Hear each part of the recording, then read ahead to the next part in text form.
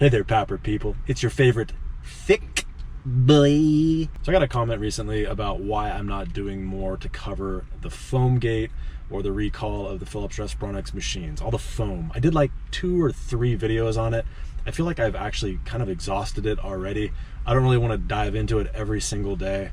It's a mess. It's a disaster. I have really not much to add. I'll add the few more things I could add, but really to me they're not enough for a full video. So that's kind of why I haven't been doing it. I have nothing to add. If I have nothing to say, I'm not going to say it. Much of my video content, I like to do things that are more self-help. I like to solve problems, and I feel like just kind of beating to death the FoamGate thing, I don't feel like I'm accomplishing much.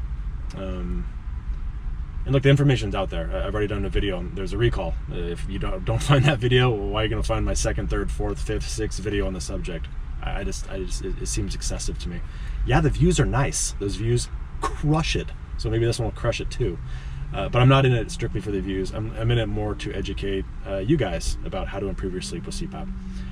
And so one of those things is not using a machine that causes you cancer. So stop using Philips Respironics machines. A few more that I will do on the subject that are kind of loosely related to the FoamGate saga. One is going to be removing the foam from your machine. So that to me has value, right?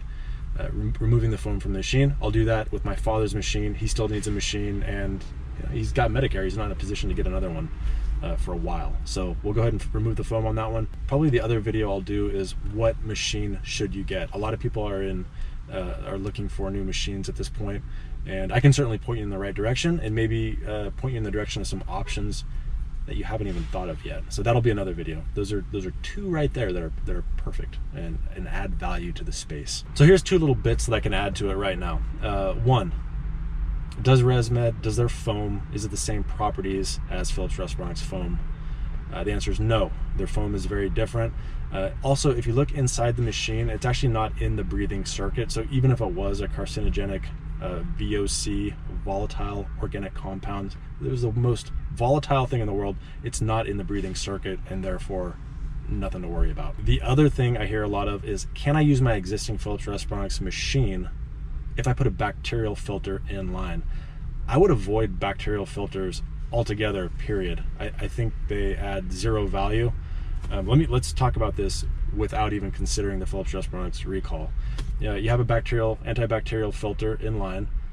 Those are put in line after the humidifier. So if you're using the humidifier, which I recommend everyone does, that thing's going to be getting really moist.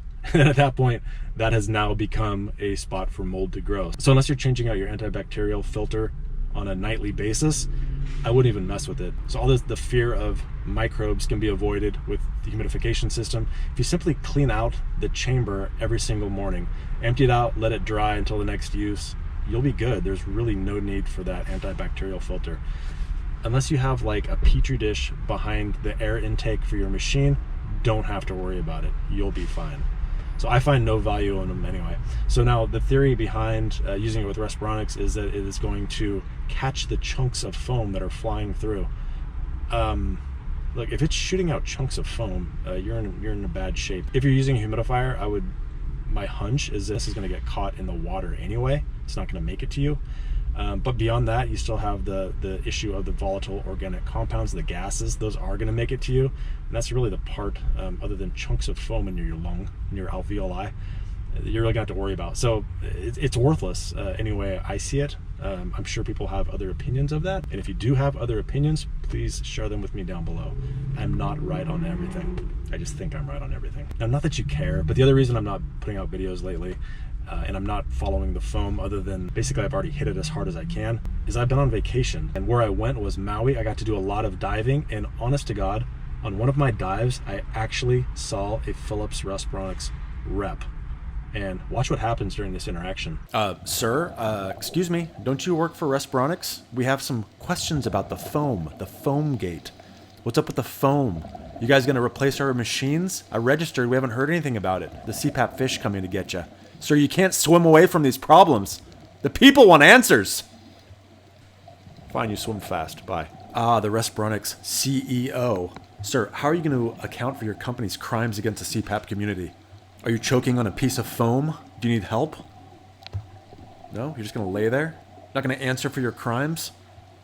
Just a little sleepy? Okay, can't argue with that. Other than those 2 videos that I mentioned previously, what else do you think I can do to add value to the FoamGate space? Something, it's gotta be something substantial, something that teaches people something that nobody already knows or you can't figure out by just looking at the Philips Respironics website. Are they gonna contact you? No. Do you have to fill out a registration form? Yes. Are they ever gonna contact you? No. It's just a sucky situation. If you want someone that's covering it and is covering it actually really well, check out CPAP Reviews. Nick from Melbourne does a great job covering it. It's just a topic I'm not really interested in covering all that much, and Nick is doing a fine job. Nick has a way better Australian accent than I do. He pulls it off really well, mostly because he's from Australia. Okay, leave your disrespectful comments down below. I'll read every one of them and chuckle as I do. If you want to know why I'm wearing a hat in this video, it's because my head looks like a potato made love to a kiwi. Check out the links in the description box down below. Specifically, if you're having a hard time with your sleep with CPAP, look at my website, axgsleepdiagnostics.com. We do a one-on-one Zoom consult. I can hopefully help you sleep more. And please consider using my Amazon affiliate link anytime you buy anything off of Amazon. I would greatly appreciate it. And now I'm gonna go enjoy watching my son suffer in his first water polo practice ever. Hey, thank you guys for watching. This thick boy really does appreciate it. Take care. Thank you to all watching, but an extra thick thanks, buddy, to Ray Troutman, Veronica Young, Sarvesh Joshi, Stuart Hetherington, and Mona Swearingen. And thank you to my other level Patreon supporters as well as my YouTube members.